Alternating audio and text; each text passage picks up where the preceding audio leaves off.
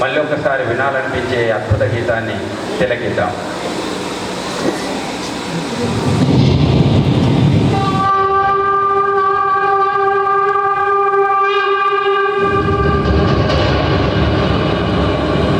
श्री बंकिम चंद्र चटर्जी द्वारा रचित प्रातः स्मरणीय वंदे मातरम गीत को वर्षों से हर्षोल्लास से गाते भारतवासियों का हार्दिक अभिनंदन। वंदे मातरम केवल एक गीत ही नहीं, अपितु भारत की आत्मा की प्रतिध्वनि है, जो हम भारतीयों को एक सूत्र में बांधता रहा है और बांधता रहेगा। वंदे मातरम गीत की 150वीं वर्षगांठ के शुभ अवसर पर आओ हम सब एक सुर में भारत भूमि की इस गौरवपूर्ण एवं अद्भुत रचना को उत्कर्ष, उत्साह और श्रद्धा से नमन करें।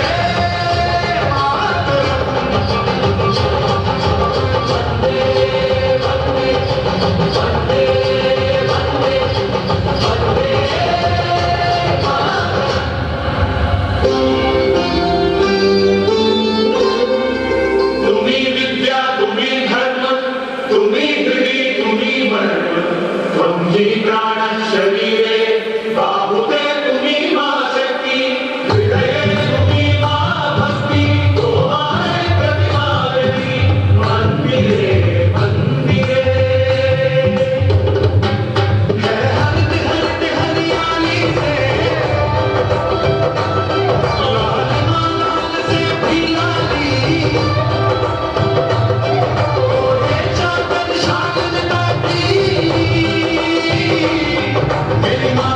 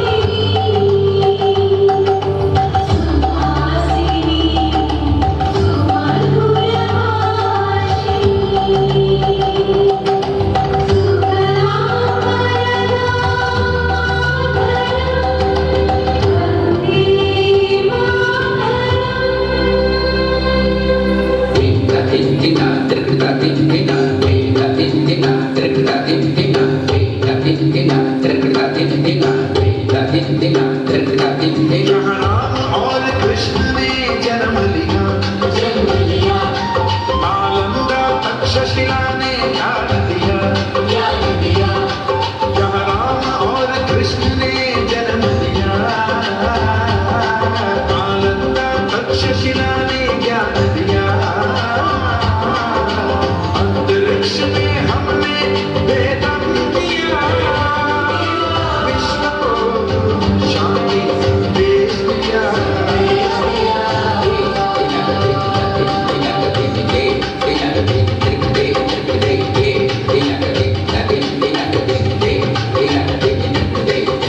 बह चली भारत से अविरल धारा विज्ञान की।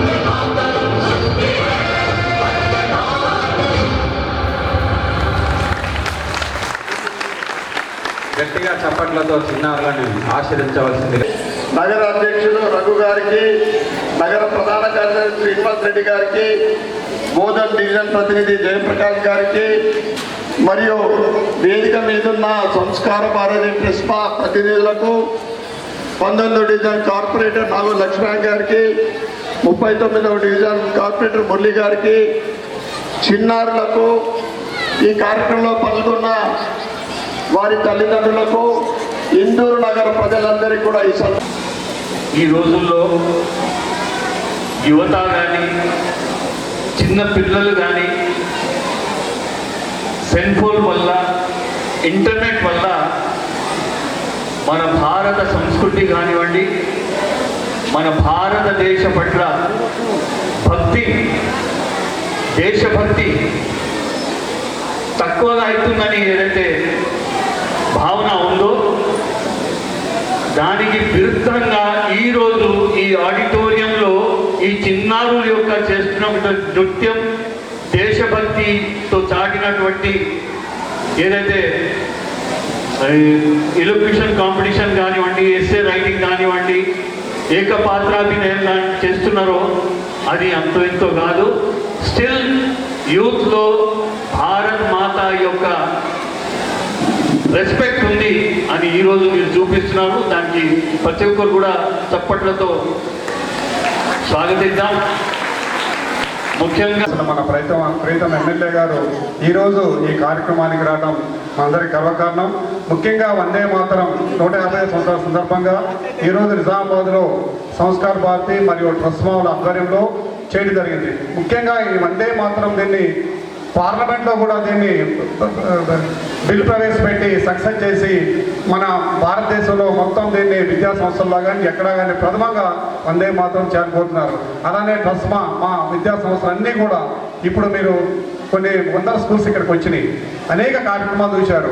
మా పిల్లల్ని సనాతన ధర్మం, మన యొక్క భారతదేశం యొక్క సనాతన ధర్మాన్ని కాపాడనే ఉద్దేశంతో మా ట్రస్మా ప్రైవేట్ విద్యా సంస్థలు అన్నీ కూడా మా పిల్లలకి తల్లిదండ్రులకి ప్రోత్సహిస్తూ మా నిజామాబాద్ జిల్లాలో ఈ ధర్మాన్ని కాపాడి ఏదైతే మనకి ఈరోజు చూస్తా ఉన్నాం భారతదేశంలో యొక్క అనేక దేశాలు, మన పొరుగు దేశాలు ఎలా చేస్తున్నాయో అన్నింటినీ తట్టుకొని మన కేంద్ర ప్రభుత్వం కానీ మన నాయకులు కానీ కాపాడుతూ ఉన్నారు. అలాంటి ధర్మాన్ని కాపాడాలంటే ఇప్పుడు యువత కావాలి. ఇప్పుడే చూసాము ఈ నాట్యాలన్నీ కూడా మనము వీళ్ళందరూ కళాకారులతో. కాబట్టి ప్రస్మా మా అయితే దాదాపు మన తెలంగాణలో 1400 స్కూళ్ళు మా బడ్జెట్ స్కూల్స్ సార్, చాలా చిన్న స్కూల్స్.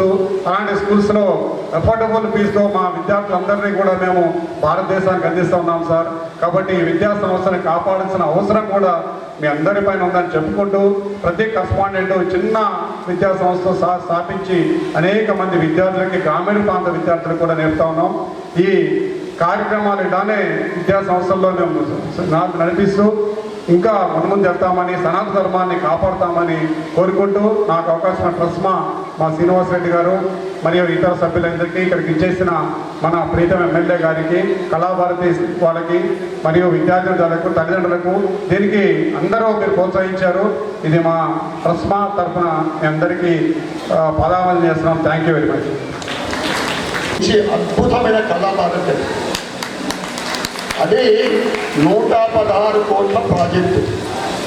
కానీ టీఆర్ఎస్ ప్రభుత్వము మొదటి విడతగా 50 కోట్లు విడుదల చేస్తే ఆ కాంట్రాక్టర్ వర్క్ చేసింది 50 కోట్లది. బిల్స్ పెండింగ్ ఉన్నాయి. ఇప్పుడు నా వెహికల్లో బ్యాగ్లో, నా అసెంబ్లీ బ్యాగ్లో కూడా సీఎం గారికి లెటర్ ఉంది, కళాభారతిని నిధులు విడుదల చేయాలని. అదేవిధంగా ఇక్కడ మనం ఏదైతే నిల్చున్నామో రాజీవ్ గాంధీ స్టేడియము 50 లక్షల రూపాయలు 1.5 ఇయర్ కింద కల్చరల్ మినిస్టర్ ఏదైతే ఉన్నారో, టూరిజం మినిస్టరు జూపల్లి గారు అనౌన్స్ చేయబడ్డది ఇదే వేదిక ద్వారా. నేను 2 సార్లు ఆయనకు లెటర్ ఇచ్చిన, గుర్తు చేసిన, మీరు ఇచ్చిన మాట. ఎందుకంటే దీనికి రెనోవేషన్కి యాక్చువల్గా ఫుల్ ప్లెజ్ రెనోవేషన్కి ₹1 కోటి కావాలి. ఎస్టిమేషన్ ఇచ్చింది మున్సిపల్ కార్పొరేషన్. కానీ 50 లక్షల రూపాయలు వచ్చిన తర్వాత ఇతర నిధి అంటే మున్సిపల్ నుండి కూడా కొద్దిగా యాడ్ చేయాలని ఒక ఆలోచన ఉంది. దీని రెనోవేషన్ కానీ కళాభారతి పూర్తయ్యే వరకు నా వంతు పూర్తిగా నేను కృషి చేస్తా. నా వంతు ఎక్కడికైనా వెళ్తా. సీఎంఏ ఒకసారి కాదు 2 సార్లు కలుస్తా తప్పకుండా కళాభారతి. ఎందుకంటే ఇండోర్ అంటే కళాకారులకు, యోగాకు, నాటకాలకు అంటే స్పోర్ట్స్ పర్సన్కు ఇండోర్ గడ్డ, అది మన గడ్డలో ఉన్న ప్రత్యేకత. అది ఇవాళ కేవలము ఒక జిల్లాకే కాదు, రాష్ట్ర, జాతీయ, అంతర్జాతీయ స్థాయి వరకు కళాకారులు ఉన్నారు, మనకు స్పోర్ట్స్ పర్సన్ ఉన్నారు. తప్పకుండా నా వంతు ఆ కళాభారతి పూర్తి చేయడానికి కృషి చేస్తానని తెలియజేస్తాం. వందే వందే. ఈరోజు ఇందూరు నగరంతో పాటు దేశవ్యాప్తంగా గత నవంబర్ నుండి రాబోయే నవంబర్ వరకు 150 సంవత్సరాలు ఈ వందే మాతర గీతం పూర్తి చేసుకున్న సందర్భంగా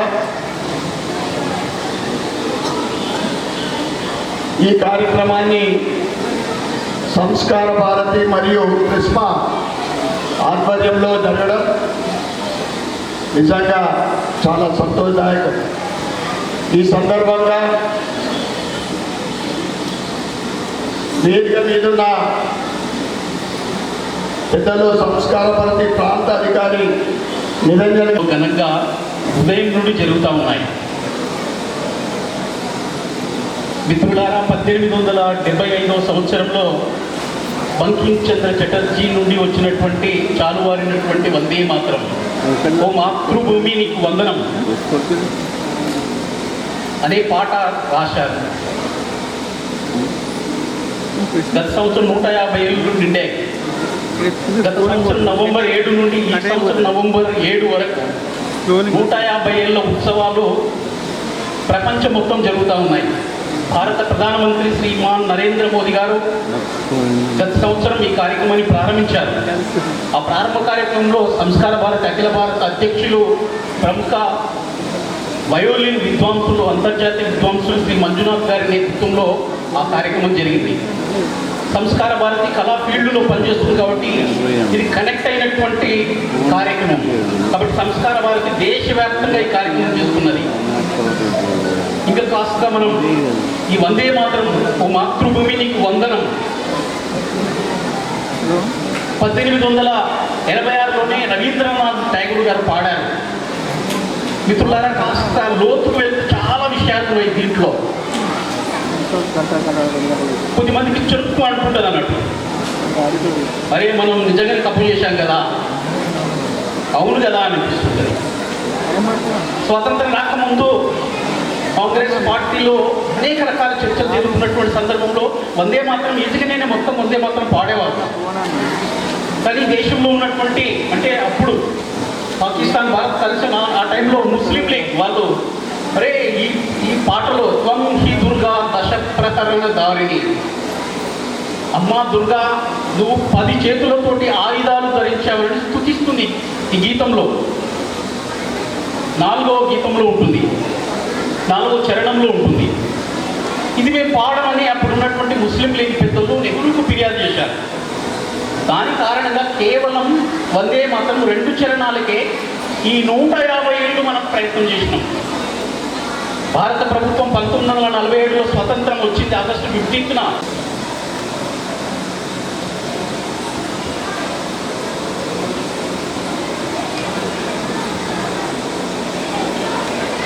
ఈనాటి ఈ కార్యక్రమం ఉదయం 10:30కు ప్రారంభమైంది.